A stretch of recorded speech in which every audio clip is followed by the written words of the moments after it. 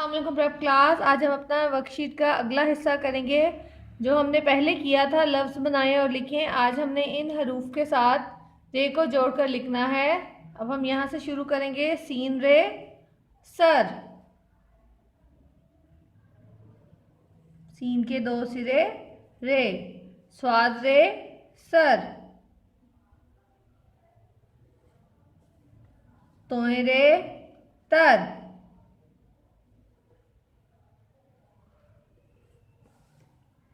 N रे अर,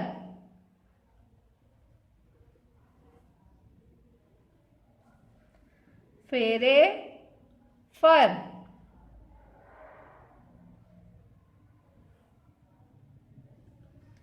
meme रे मर,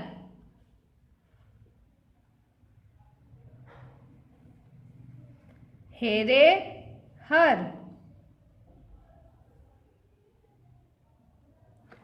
आपने इन वर्ड्स को यहाँ पे, इन लफ्ज़ों को यहाँ पे भी लिखना है और अपनी रफ कॉपीज पर भी प्रैक्टिस करनी है। ओके प्रेप क्लास, अल्लाह हाफिज़।